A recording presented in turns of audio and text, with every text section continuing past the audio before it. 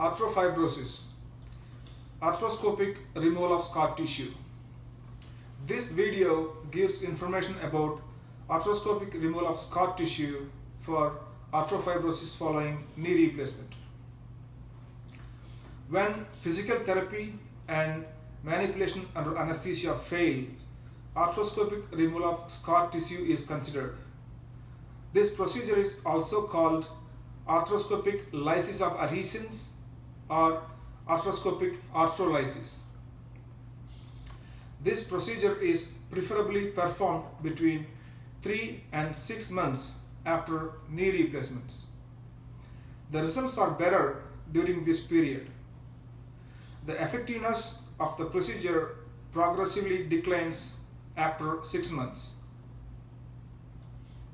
In this procedure, the scar tissue from the inside of the knee joint is removed using arthroscopic instruments.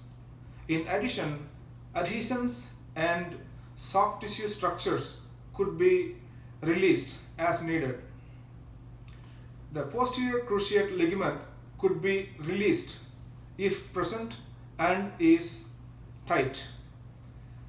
The posterior capsule of the knee is difficult to reach with arthroscope for release.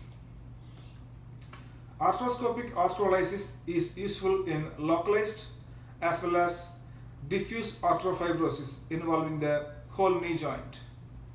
Arthroscopic arthrolysis is useful for removal of scar tissue inside the knee joint, but it is not helpful in removing the scar tissue involving the soft tissue structures surrounding the knee joint outside.